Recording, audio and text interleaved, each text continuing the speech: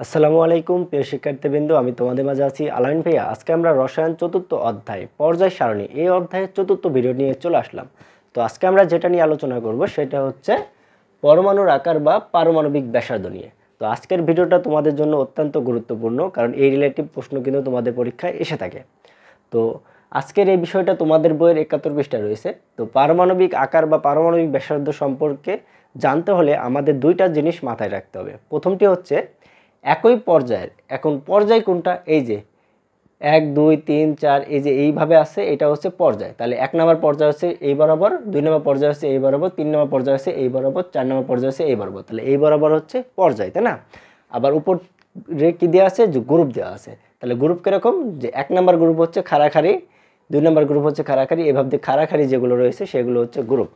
তাহলে পর্যায় এবং গ্রুপ সম্পর্কে আমাদের ধারণা তো চলে আসলো। এখন প্রথম বিষয় হচ্ছে যেটা আমাদের জানার থাকা লাগবে সেটা হচ্ছে একই পর্যায়ের, মানে একই পর্যায়ের বাম দিক থেকে যত ডান দিকে যাব পারমাণবিক ব্যাসার্ধটা ধীরে ধীরে কিন্তু কমতে থাকবে। মানে বাম দিক থেকে যতই ডান দিকে যেতে থাকবো পারমাণবিক ব্যাসার্ধ কমতে থাকবে। এবং দ্বিতীয় যে বিষয়টা আমাদের জানতে হবে সেটা হচ্ছে একই গ্রুপের উপর থেকে যত নিচের দিকে আসবো পারমাণবিক ব্যাসার্ধটা কিন্তু বাড়তে থাকবে। ঠিক আছে? তো একই পর্যায়ের বাম দিক থেকে ডান দিকে গেলে পারমাণবিক ব্যাসার্ধ কমতে থাকে এবং একই গ্রুপের উপর থেকে নিচে আসার সঙ্গে সঙ্গে পারমাণবিক ব্যাসার্ধটা কিন্তু বাড়তে থাকে। ঠিক আছে? এই দুইটা জিনিস যদি আমাদের মাথায় থাকে তাহলে কিন্তু পারমাণবিক আকার সম্পর্কে আমাদের যথেষ্ট পরিমাণ ধারণা থাকবে। তো একই পর্যায়ে বাম দিক থেকে ডান দিকে গেলে পারমাণবিক আকার কেন কমতে থাকে এই বিষয়ে তো তোমাদের জানতে হবে, তাই না? তো এই জিনিসটা যদি আমরা বুঝতে চাই সেক্ষেত্রে আমাদের প্রথমত আমরা তো ইলেকট্রন বিন্যাস পারি, তো ইলেকট্রন বিন্যাসের মাধ্যমেই কিন্তু আমরা খুব ইজিলি এই জিনিসটার ধারণা নিয়ে আসতে পারবো। কীভাবে ধারণা নিয়ে আসতে পারবো, চলো আমরা ইলেকট্রন বিন্যাস করে দেখি। আমরা হচ্ছে ২ নম্বর পর্যায়ের মৌলগুলো সম্পর্কে আলোচনা করব। দেখো ২ নম্বর পর্যায়ে প্রথমে কি রয়েছে, লিথিয়াম। লিথিয়ামের পারমাণবিক সংখ্যা হচ্ছে ৩। তাহলে ইলেকট্রন বিন্যাস হবে 1s2 2s1। এরপরে রয়েছে বেরিলিয়াম। তো বেরিলিয়ামের পারমাণবিক সংখ্যা হচ্ছে ৪ 1s2 2s2। এরপরে রয়েছে ব্রোন। তো ব্রোনের পারমাণবিক সংখ্যা হচ্ছে ৫ 1s2 2s2 2p1। এবার এই ক্ষেত্রে আমরা ইলেকট্রন বিন্যাস তো করলাম, তাই না? তো প্রত্যেকটা মৌলই কিন্তু দ্বিতীয় পর্যায়ের মৌল। ঠিক আছে?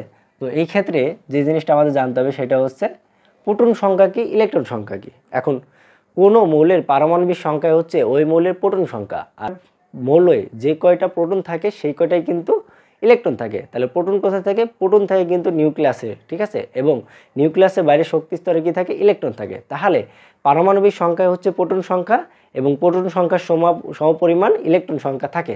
তাহলে প্রোটন সংখ্যাকে যদি আমরা পি দ্বারা প্রকাশ করি তাহলে লিথিয়ামের প্রোটন সংখ্যা কয়টি, ৩টি, কারণ পারমাণবিক সংখ্যা কত, ৩।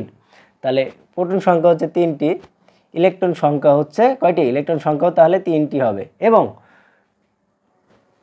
শক্তিস্তর সংখ্যা কয়টি, মানে দ্বিতীয় পর্যায়ের মৌল যেহেতু এর কক্ষপথ কয়টা রয়েছে, ২টা কক্ষপথ রয়েছে, তাই না? তো এর শক্তিস্তর কয়টা, এর শক্তিস্তর ২টা, এই যে দ্বিতীয় কক্ষপথে এসে থেমেছে। তাহলে এর শক্তিস্তর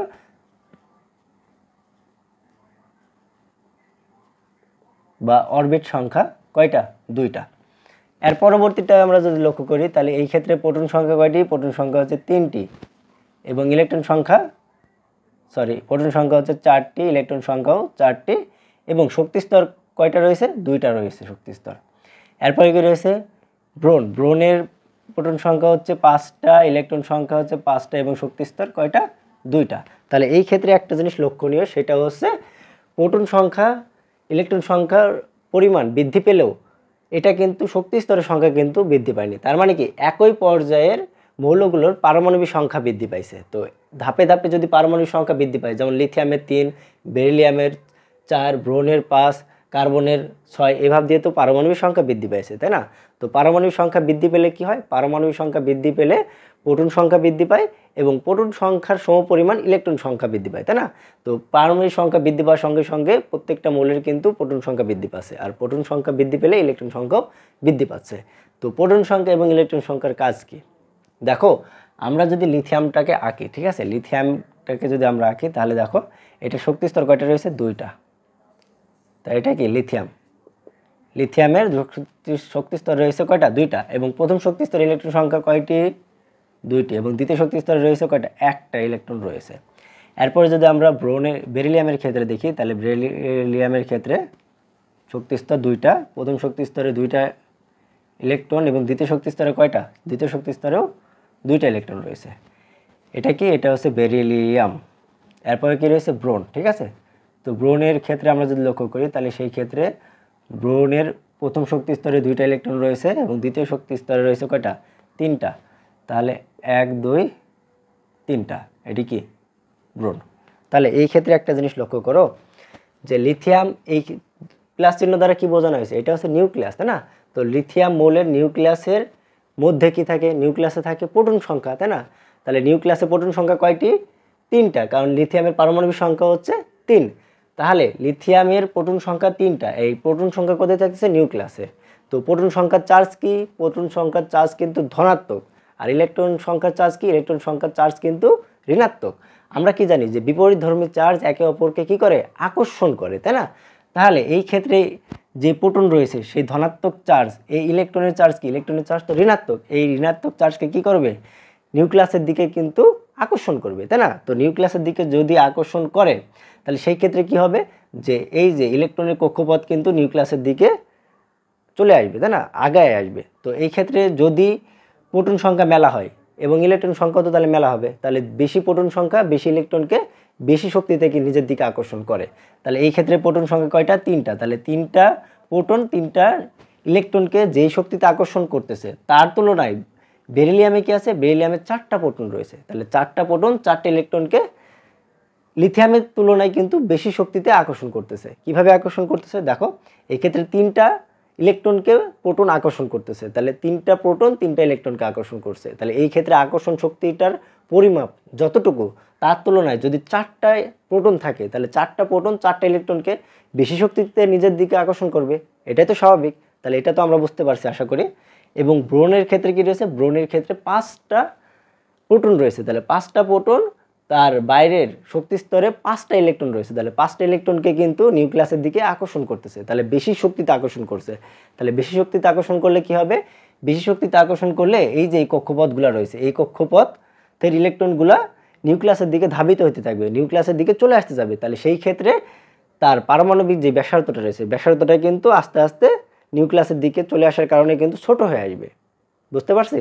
তো বেশি আকর্ষণ হলে বেশি ছোট হবে, কম আকর্ষণ হলে কম ছোট হবে, তাই না? তো ব্যাসার্ধটা কিন্তু এভাব দিয়েই পরিবর্তিত হয়। তাহলে এই ক্ষেত্রে লিথিয়ামের একটা ইলেকট্রন মনে করো বাইরের শক্তি স্তরে রয়েছে।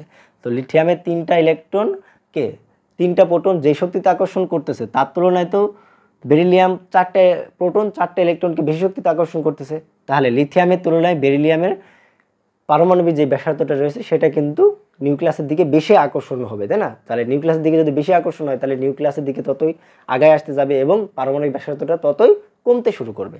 তাহলে লিথিয়ামের পারমাণবিক যে ব্যাসার্ধটা রয়েছে সেটা বেরিলিয়ামের থেকে বেশি বেশি বড় হবে, তাই না? এটা তো আমরা বুঝতে পারছি। তাহলে বেরিলিয়ামের তুলনায় ব্রোনের একটা ইলেকট্রন এবং একটা প্রোটন সংখ্যা বেশি আছে। তাহলে একটা প্রোটন বেশি থাকার কারণে তার শক্তি নিজের দিকে, মানে ইলেকট্রন নিজের নিউক্লিয়াসের দিকে আকর্ষণ করার শক্তিটা বেরিলিয়ামের তুলনায় ব্রোনের বেশি হইতেছে। তাহলে বেশি যদি হয়, তাহলে তার পারমাণবিক ব্যাসার্ধটা তত ছোট হতে শুরু করবে, তাই না? তাহলে বেরিলিয়ামের তুলনায় ব্রোনের পারমাণবিক ব্যাসার্ধটা কিন্তু ছোট হবে। কিসের জন্য ছোট হইতেছে?